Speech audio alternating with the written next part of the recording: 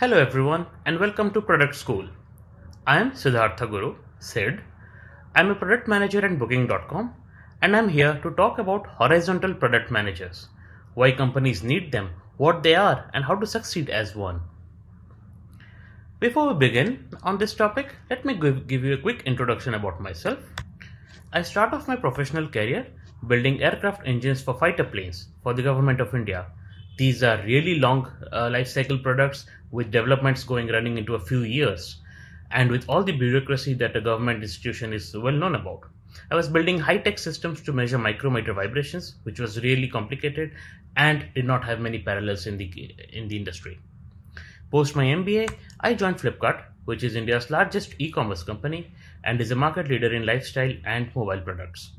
Over there, I had two stints. First of all, I productionized an ops company which was into service delivery post product delivery, and the second stint was into building a whole new platform for selling refurbished goods in India. We call this toogood.com, which stands for second-hand good products essentially. But this is the first time that I got the essence of what horizontal product management really means and why this is so critical. Post my stint in Flipkart, I joined booking.com, making it easier for everyone to experience the world. In Booking, I handle two products, strategic integrations with a bunch of third-party systems and all the chat platforms that power guest, agent to hotel interactions. Over my stint across a large government organization to a startup into a mid-sized company, I have over these 3-4 stints, I have realized that product management requirements vary over the organization's growth trajectory. Let's see how with a small example. You start off with a small company, you're starting up, you're trying out stuff, you need maybe a few generalist PMs. One generalist PM to handle the demand side of things, another one to handle the supply and fulfillment side of things. Soon after, your company grows bigger, your products are much more complicated, you spin off. You spin demand into, say, user experience and order management, supply into, say, logistics and supply. You keep on doing this as you figure out the product market fit and you keep on growing your company into many such areas. You have search, recommendations, logistics, and it just keeps on growing up. At a stage when your company is big enough and mature enough, you spin off into a bunch of small PMs who are very specialists in what they do.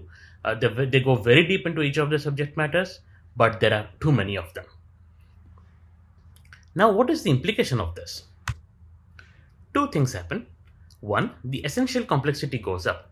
Essential complexity is how hard something it is to do, regardless of how much data or resources or experience or tools you have. Essentially, the problem you are trying to solve is very, very complex and hence requires a lot of development, a lot of solutioning. Accidental complexity, on the other hand, is not real complexity. It is the outcome of how we do things, the approach we take, the organization structure that we have, the different priorities we have, the people skills that we have, and so on. These is something which goes up much more than the essential complexity. It means, in turn, we're spending a lot of time handling accidental complexity than really solving the essential complexity which matters to the customers.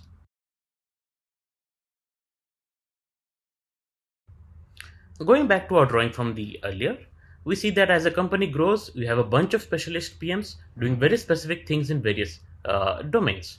They have different approaches, they have different thought processes, different ways of working, but they have the right intention. Now, to join these dots across all of these PMs and to deliver something which is cross-cutting, you need the horizontal product manager. The horizontal product manager joins the dots across all the specialist PMs, conveys what a product means across this entire organization. Horizontal product managers thus solve accidental and accidental complexity for large-scale projects. Let's look at few examples where we could have scenarios where we need horizontal product managers, because there are scenarios where there is essential complexity in how we do things. For example, launching a new business line, groceries and retail e-commerce that touches search to marketing to order fulfillment to post returns and all of it. You need one person who can join the dots across all of it. Similarly, flight tickets, you need to show it on the search page, on the home page, pre-stay, maybe after stay as well. The second example is solving wide business problems. For example, returns. Solution for returns starts all the way from finding what is the right fit for the customer based on data to showing the right products in search, nudging the user to try and buy, and doing a bunch of things around fulfillment. Similarly, GDPR compliance touches the board across. The third construct could be like building new business constructs. For example, loyalty programs in food tech. You want to drive repeat customers so that it touches discovery, it touches marketing, it touches how you fulfill products, and so on. Connected trip is something which Booking and Expedia talk about a lot, and there is again a place where you are building a completely new business constructs. There are scenarios where there is accidental complexity which a horizontal PM can help solve. First of all, sometimes the problem statements are not unified across teams. For example, for a fulfillment PM does not care about how many orders are placed, probably, as much as a search PM does. There is not a shared and deep customer understanding. Example, taking back the fulfillment example, we have a fulfillment PM is looking at people who return a lot, versus a search PM looks at who transacts a lot. Now you need to join the dots across product areas. There is UX, demand, growth, fulfillment, supply, support, and so many areas which think very differently about a given problem statement. But so you need someone who joins the dots all across. Eventually, then you also need to drive these teams towards a common roadmap which you want to deliver. In short, you need to be the connective tissue across a distributed organization. Now that we know what HPMs can do, let's look at why is it different from any other vertical product management. To begin with, let's look at how is a typical horizontal product management setup. You have the product leadership and the tech leadership, which roll up onto a sponsor sort of.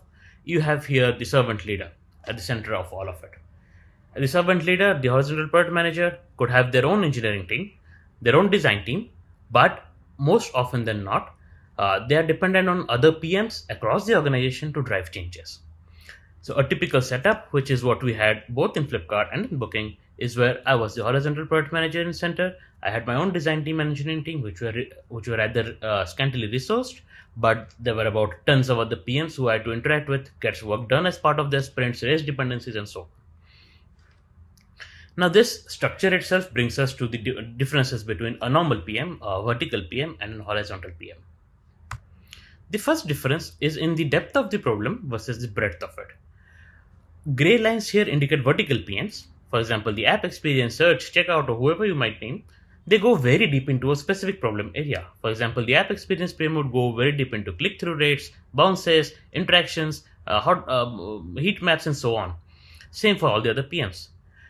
On the contrary, a loyalty PM, who is more cross-cutting, represented by this blue line here, touches every aspect of it. All they do is they join these dots across various teams.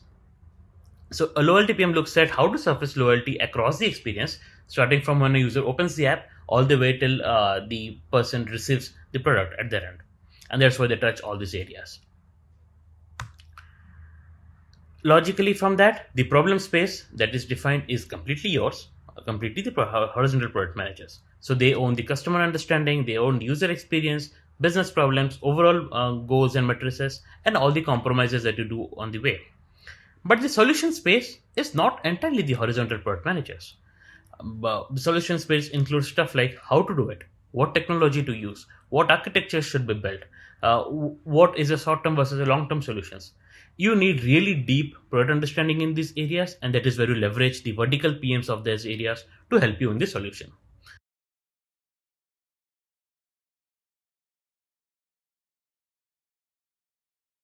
That brings us to the third difference. You have multiple dependencies and interdependencies. If you refer back to the drawing earlier, you had a bunch of specialist PMs and hence bunch of different engineering areas which interact among themselves to bring that great product together.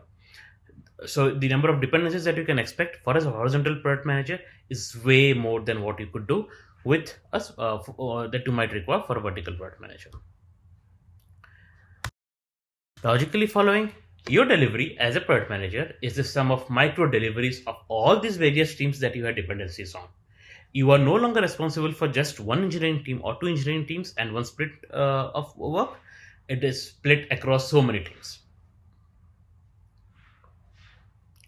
Which means this task is heavy on coordination project management. You have dependencies not just on your engineering and design teams, but also on various other product teams and their design and engineering counterparts. This project management skill is what really differentiates a horizontal and a vertical PM. No doubt, a vertical product manager also needs to do project management, but never up to a scale that a horizontal PM has to do. The other difference that exists is in terms of execution cycle. Typically, the requirements, prototyping, architecture design, and alignment take way longer in a horizontal product management setup than in a vertical PM setup. The execution cycle also is very different, distributed across different teams because each of them have their own roadmaps, their own sprint cycles, and so on. So, unlike a vertical PM structure where you think of a solution, develop it, roll it out, test it, and iterate upon it, that times life cycle is much more elaborate and much more elongated in horizontal product management. What it also means is that a horizontal PM is not as agile as a vertical PM can be, but that is just the nature of the work and the dependencies. Now that we've seen some of the differences, let's look at how to succeed as a horizontal product manager. This is completely based on my experiences over on Flipkart and Booking and a lot of research that I've been doing around my job profile on that.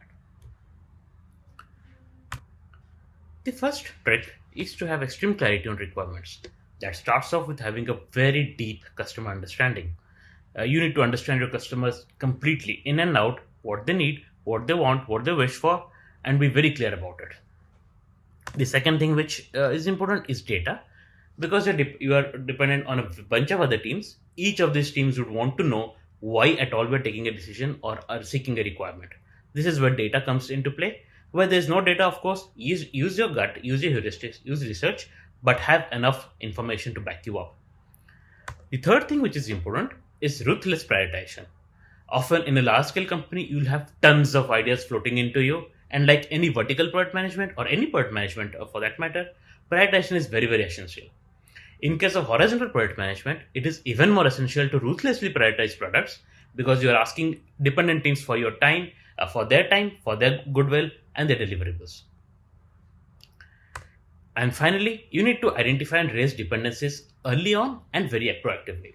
You should be able to get a whole picture of the entire ecosystem, understand which system depends on what, dependencies that might come up on it, be very proactive about it. Once you have the requirements very clear, the second step is to evangelize and influence folks. The first thing is clearly articulate the vision and the roadmap. Pain point number one, people do not understand why you're doing certain things or why you're asking them to do certain things unless they know exactly your vision, exactly your roadmap, and get them aligned onto it. Logically, focus on the why first and then on the what. Now, this is common to any product management skill, but it is even more important in horizontal product management because you're evangelizing it to another set of people who are essentially going to work for you or towards your goal. So please focus on the why. Make sure they understand the why very well and then move on to what and the how. And on that note, get all the product teams on board on what you're doing. Don't push, don't pressurize people, but get them onboarded on their own self-accord. And if that does not help, which often it does not, seek leadership alignment early on.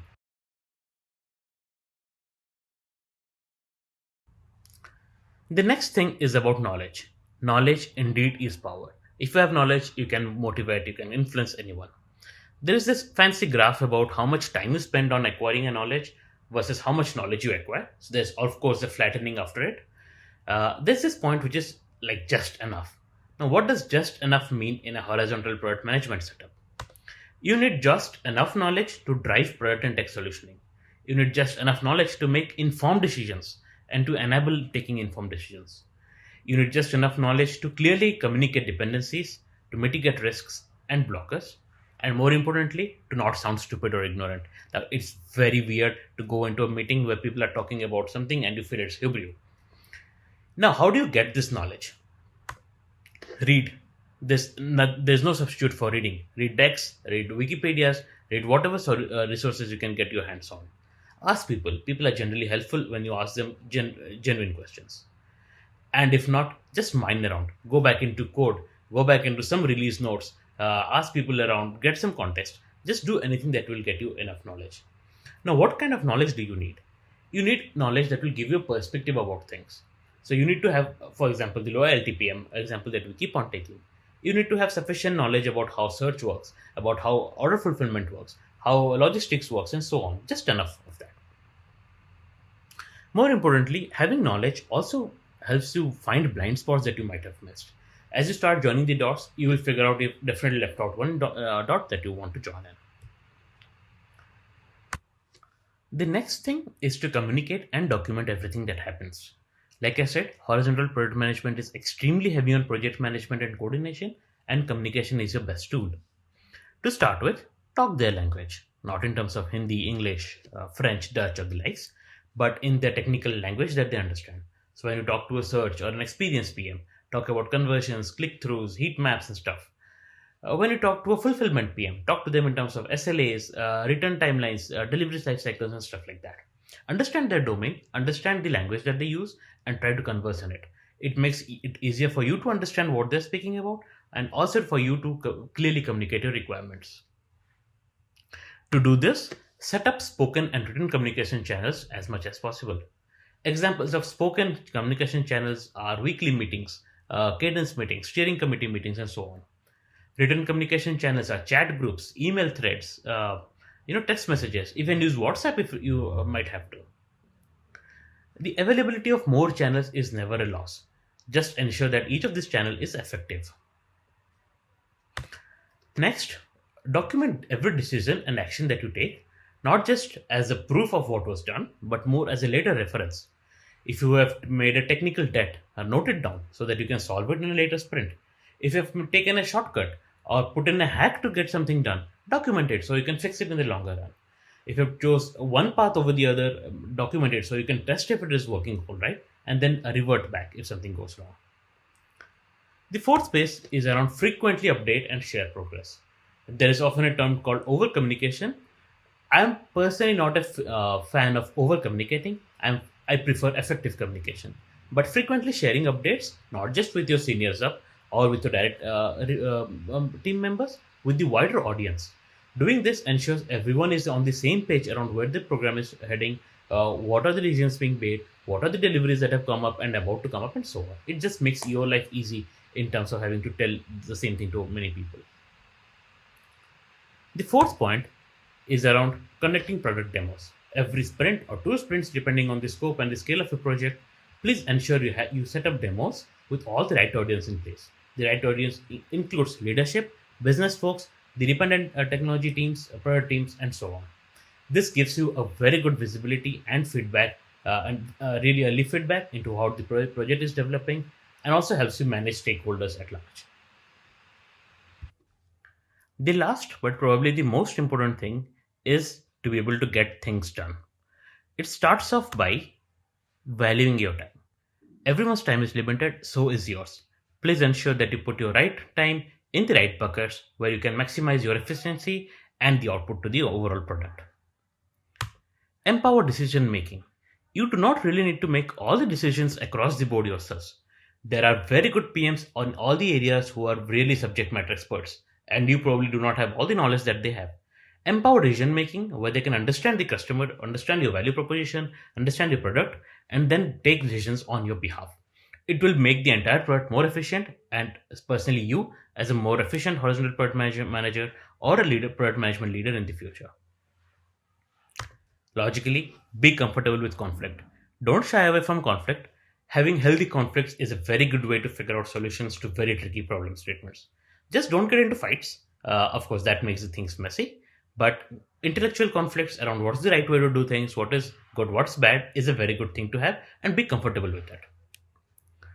The fourth point is around more project management stuff, which is around set up the RACI metrics really. Uh, for all those who are unaware, RACI stands for responsible, accountable, consulted, and informed. It's basically assigns each person a role in the overall project in terms of responsibility and accountability. This is very important in large distributed companies because you roll up to different managers, different line managers, different priorities, different reportings, and all of that. It's essential to know who to catch hold to if something goes south. Lastly, earn and burn personal favors. Be good to people and they'll be good to you, is what they say. And this is true even in a horizontal product management. Help people make comfortable decisions and let them be aligned with you. Gain personal favors by helping them making those right choices, helping them with their constraints, and you will get coins that you can burn in the future to get things out. This is Office Politics 101, but it's very essential for horizontal product management. Lastly, motivate, influence, push, and if none of this work, escalate. Now, escalate really quickly. It's something that I've learned very hard, but you need to escalate decently fast so that things can be resolved. Well, that brings us to the end of the talk. In summary, we looked at how the product management evolves as a company grows, from having a few generalist PMs at the start of the company to having many specialized PMs and a very distributed product organization as the company grows and becomes more mature. This is where a horizontal product manager comes in and joins the dots across the distributed product organization, especially for large scale projects which touch many different product areas. While doing so, horizontal PMs solve for both essential and accidental complexity. Essential complexity is a result of how complex the problem statement really is and the solution of it. The accidental complexity is generally a result of the approach we have taken to solving problems and specifically about the product organization and how things are structured in terms of resources. Compared to a typical vertical product manager, a horizontal PM differs in terms of scope, much more wide than deep. Dependencies, way many dependencies than a vertical PM has to deal with. Ownership models, distributed ownership areas, and execution cycles, where we spend a lot of time in gathering requirements, alignment, solution design, and a small time on execution. Finally, success requires depth and breadth of knowledge across various domains, very strong interpersonal skills, and a strong drive to get things done. These skills are very important not just for aspiring horizontal PMs, but for companies looking to hire horizontal PMs who can solve for large scale complex projects. With this, I would like to end my talk and wish you all a very good day ahead. Also, a real great thanks to Product School for giving me this opportunity to share my experiences with all of you and hoping to learn more from you. Please connect with me on LinkedIn or on the chat on the site. Thank you so much. Have a great day ahead.